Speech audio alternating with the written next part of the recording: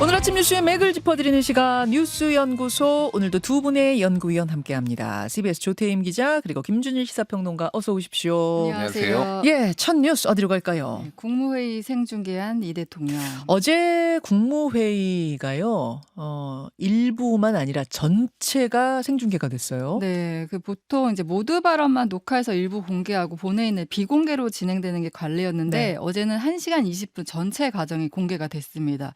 뭐 대통령 입장하는 것부터 장관들 앉는 것, 그다음에 이제 뭐 스스럼 없이 토론하는 것들도 이제 중계가 됐거든요. 네네. 어제 뭐 이런 얘기도 있었어요. 고용노동부 장관에게 직을 걸라 이렇게 주문하는 장면까지 고스란히 방송이 됐는데 이 생중계는 이재명 대통령의 직접 지시였다고 해요. 어제 이제 회의 주제는 중대재해 근절대책이었는데 네. 이 부분은 국민 모두에게 가감없이 알려야 한다고 해서 이제 생중계를 하게 됐고 어제 회의에 참석한 장관들은 이 사전에 이 생중계하는 걸 몰랐다고 해요. 그래요? 네, 그래서 이제 그 내용이 그대로 이제 생중계가 됐습니다. 그러니까 산업 현장에서의 사망사고, 이런 부분에 대한 집중 논의가 있었던 거죠, 어제 회의는. 네, 그 이 대통령 최근에 그 산재 사고에 대해서 굉장히 관심 많이 네. 보이고 있거든요. SPC 현장에도 갔었고요.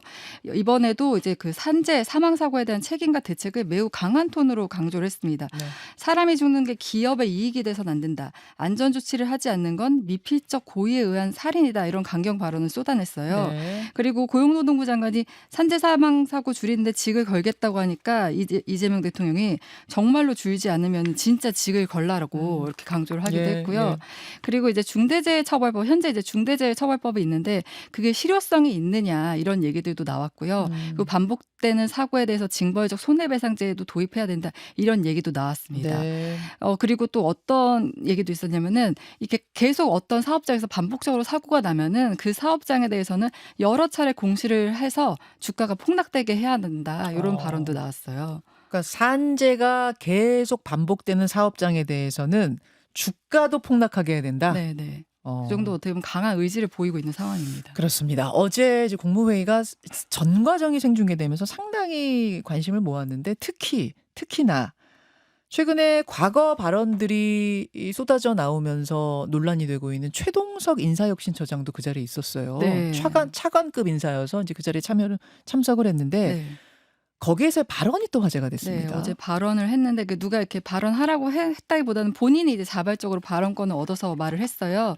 첫 마디가 요새 유명해지고 있어서 대단히 죄송스럽다 이렇게 말을 했어요. 뭐 최근에 어떻게 보면 네 편 가리지 않고 막 발언 쏟아낸 것들이 드러나면서 곤욕을 치르고 있는 상황이잖아요. 그 어제 국무회의 참석자들 중에서도 최 처장이 뭐 정성호 법무부 장관이나 윤호중 장관에 대해서 비판했던 적이 있는데 어제 그렇죠. 같은 자리에 다 앉게 있었던 됐습니다. 거예요. 네. 예. 그런 좀 곤란한 상황이 있었는데 그 다음에 또 인상적인 장면이 그 나오기도 영상을 했는데 한번 보고 가죠, 직접. 예, 말로 설명만 듣지 말고 그 화제 영상 좀 보고 가죠. 인사혁신처장 최동석입니다. 요새 유명해지고 있어서 대단히 죄송스럽습니다. 이런 하면 네, 그건 충분히 이해하겠고요. 네. 아주 결론만 요지를 말씀해 보시죠. 예, 그 필요성은 누구나 공감할 테니까요. 그러니까 정신과 육체를 건드릴 수 없도록 하는 교육이 필요하다는 겁니다. 자, 그러니까 예. 요거는 네. 김준일 평론가. 네. 저희가 이제 빨리 감기를 한 이유는 거기에서 이제 길게 좀 얘기를 했어요. 조금 이제 뭐 그 중대재해 관련한 좀 긴 이야기들을 하니까 대통령이 요지만 좀 얘기해라. 그거 다 아는 얘기니까. 그러고 나니까 이제 교육이 필요하다. 뭐 이런 이야기를 좀 더 이어가는 이런 모습 어떻게 보셨어요? 일단 유명해져서 죄송하다. 그러니까 뭐 영어로 하면은 유명해지는 게 이제 famous와 notorious가 있는데 악명으로 유명하고 뭐 이제 좋은으로 네. 의미하고 이게 지금 굉장히 안 어울려요. 유명해져서 미안하다. 그러니까 본인이 진짜 좀 잘못을 했다라고 생각을 하면은 저런 표현을 쓸까 저는 그 생각이 들더라고요. 그러니까 저는 좀 거칠게 얘기를 하면은 딱 저거 보는 순간 이분 관종이구나 이런 느낌이 확 들었어요. 그러니까 왜 그런? 아니 그러니까 그 어휘 선택 하나하나가 네. 그리고 그 뒤에 이제 뭐 이날이 산재에 관련해서 대책 얘기하는 예. 건데 이제 국무회의라는 게 원래 이날도 20분 정도 하려고 하는데 1시간 20분이나 이제 길어졌어요. 네. 그러니까 워낙 다양한 국무위원들이 대책도 얘기하고 그러는데 거기에서 이제 일장 훈계 연설을 시작한 거죠. 그러니까 뭐 강연 같은. 철학 얘기를 하고 그러니까 이거는 이 효율성이 되게 중요하잖아요. 그러니까 뭐 그거 모르겠습니까? 그런데 본인의 이제 철학 그러니까 굉장히 확고한 신념 좋은 얘기로 하면 본인은 가지고 있는 건데 이 자리에 정말 맞는 것인가 뭐 이런 생각이 좀 많이 들더라고요. 그래서 뭐 말씀하셨다시피 이제 이게 과거 발언이라고 했지만은 사실은 최근 발언이에요. 상당수는. 상당수는 최근 발언이에요. 예, 맞아요. 뭐 최근까지 유튜브를 했기 때문에. 예. 대통령 비서실장 공격하고 뭐 이렇게 네. 비판하고 그래서 여권 분위기도 어제 뭐 박상혁 의원 민주당 의원도 나와서 뭐 이제 얘기를 하긴 했는데 옹호를 하긴 했는데 사고만 치지 마라.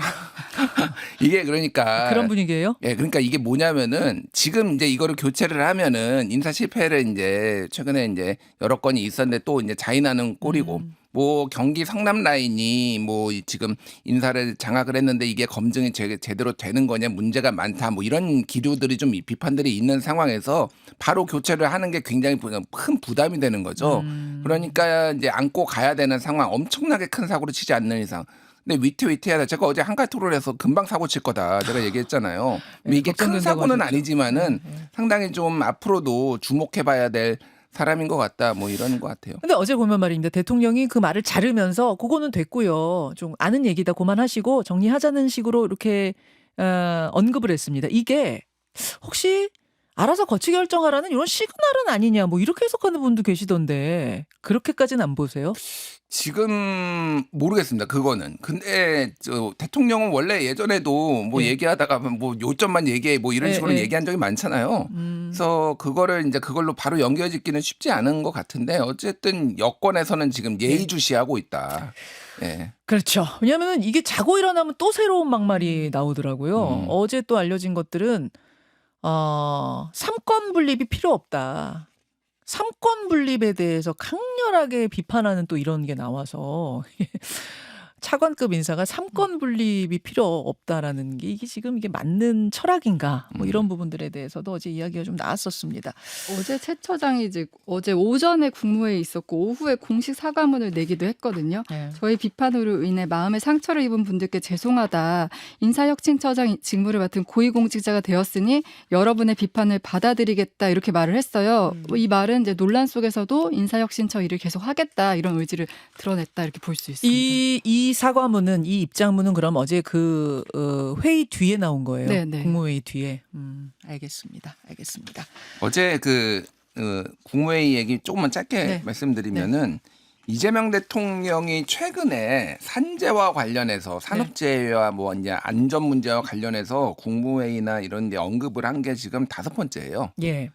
예, 지난 5일에 국무회의에서 처음 산재 문제를 꺼냈어요. 그래서 산재 발생률과 사망률이 세계 최고 수준인 고용노동부가 대책권 만들어라. 17일 수석 보좌관회의에서는 포스코의 광양제철 추락사고를 언급하면서 이번 정부에서 반드시 이런 거 끊어내겠다. 22일 국무회의에서도 중대 산재 현장 방문 계획 발표했고 25일에 SPC 또 갔거든요. 거기서 그룹 회장단하고 만나고. 그렇죠. 그리고 그거 뭐 이제 SNS인 거지만 7일에는 맨홀에서 이제 빠져 죽은 노동자가 있었는데 거기에 애도하면서 후진국형 사고다 얘기를 하고 어제도 얘기하고 그러면 이게 지금 굉장히 재계에서는 상당히 긴장하고 있다.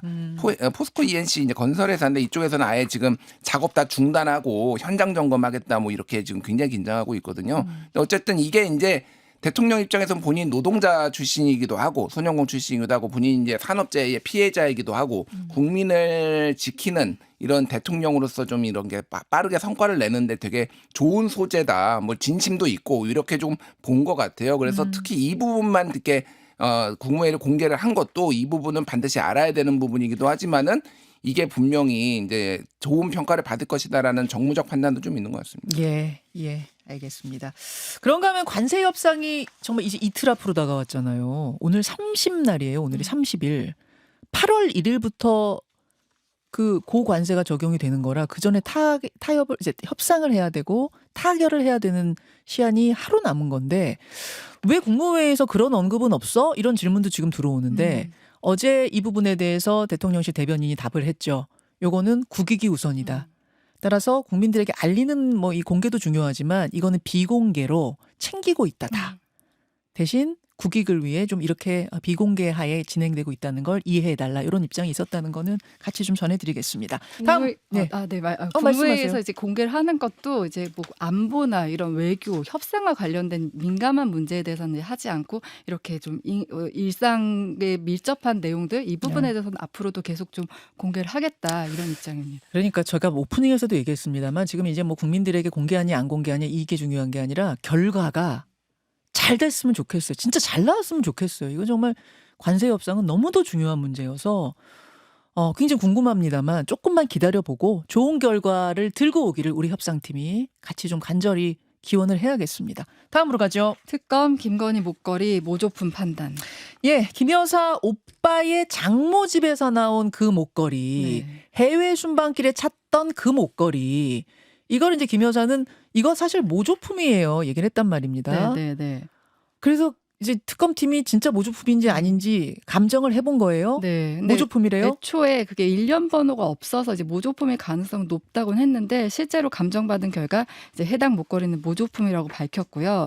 근데 이 목걸이에 대한 해명이 여러 차례 바뀌었잖아요. 처음엔 뭐 지인한테 빌렸다, 모조품이다, 어디 있는지 모른다 했는데 이제 김 여사 그 오빠 장모 집에서 발견됐는데 이거에 대해서 뒤늦게 모조품인데 오빠에게 사줬었고 그걸 빌린 것이다 이렇게 입장을 내놨습니다. 자, 일단 모조품이고 오빠한테 그걸 사줬다가 그때 잠깐 빌려서 찾던 거다. 네. 그러니까 다시 이제 오빠 집으로 보낸 거고 그 오빠가 그럼 왜 그걸 또 장모 집으로 보낸 거예요? 그 그런 부분에서는 부분에 해명이 대해서 이제 없죠. 아직 해명이 없습니다. 근데 뭐 이제 지금 나온 얘기는 그 오빠가 뭐 12월에 인테리어를 할 일이 있어서 그 귀중품들을 장모 집에 옮겨놨다. 이런 해명은 지금 나오고 있는 상황입니다. 그 장모 집을 압수수색하는 과정에서 이우환 화백의 그림도 한 점 나왔다고요. 네, 그러니까 이후한 화백의 그림 그리고 1억 원 상당의 현금 다발 그 외에도 이제 귀걸이 뭐 고가의 귀중품이 나왔는데 네. 이 사진 지금 나오듯이 이후한 화백의 그림은 점으로부터라는 연작 중에 하나예요.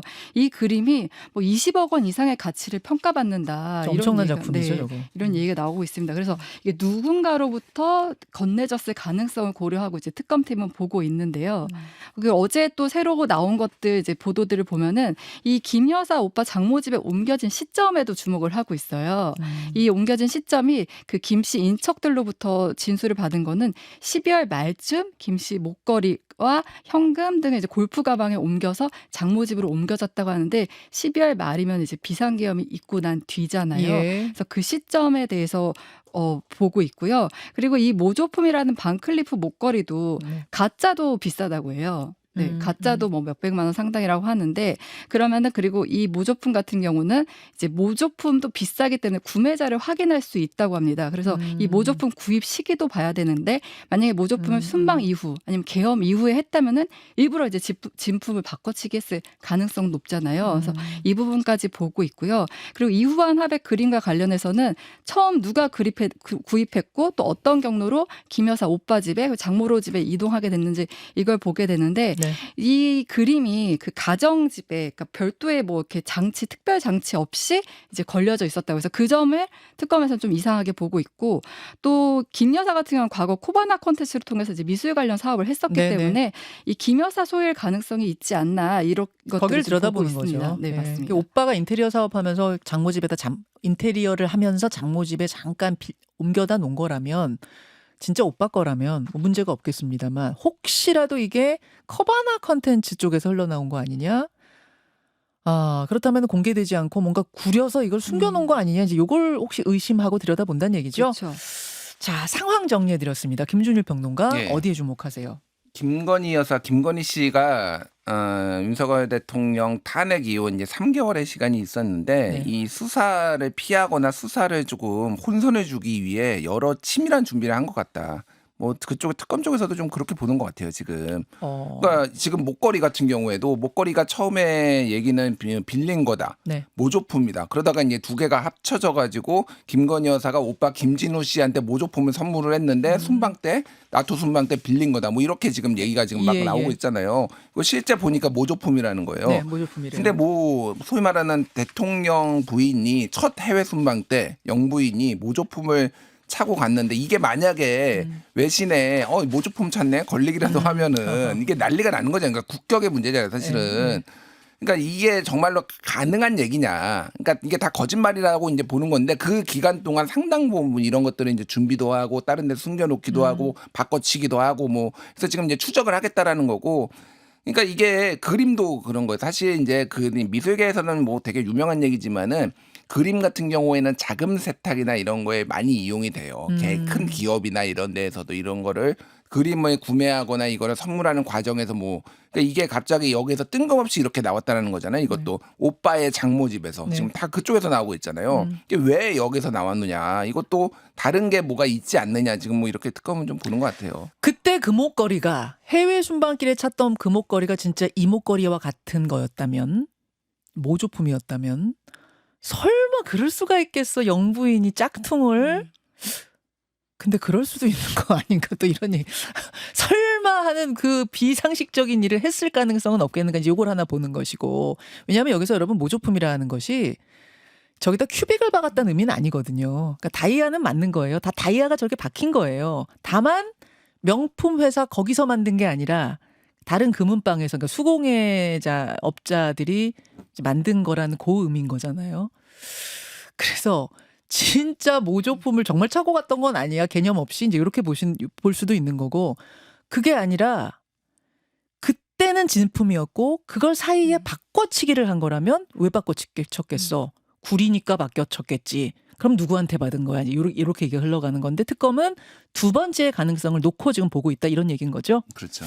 그리고 또 하나 봐야 될 게 그 지금 반클리프 목걸이 얘기만 했지만 그라프 목걸이가 또 중요하잖아요. 그라프 목걸이는 이제 통일교가 선물했다고까지는 얘기를 한 겁니다. 인정을 네. 한 겁니다. 근데 그게 지금 어디로 갔는지 행방을 모르는 상황이에요. 그건 또 행방이 묘연해요. 근데 이거는 이제 행방을 찾으면은 네. 준 사람이 확실하기 때문에 더 이제 혐의가 명백해지는 거예요. 음. 그런 가운데 오늘 이제 그 통일교 세계본부장 윤모 씨에 대한 영장 실질 심사가 있거든요. 네. 오늘 구속 여부가 결정되게 될 텐데 그럼 이 윤모 씨의 신병 확보 이후에 검찰에서 좀 수사를 더 빨리 진행할 수 있을지 이런 것도 좀 지켜봐야 될 것 같습니다. 자, 세 번째 이슈 넘어가죠. 당정 세제 개편안. 정부와 민주당, 여당이 세제 개편 논의를 했는데 어떤 내용들이 바뀌는 건가요? 네, 일단 이제 윤석열 정부 때 낮췄던 법인세율을 다시 높이고 네. 주식 양도세 과세 대상인 대주주 기준을 50억 원에서 이제 10억 원으로 낮추게 됩니다. 그러니까 법인세 같은 경우는 윤석열 정부 들어서 25%에서 24%로 낮췄었는데 이걸 다시 25%로 원상복구를 하는 거고요. 네.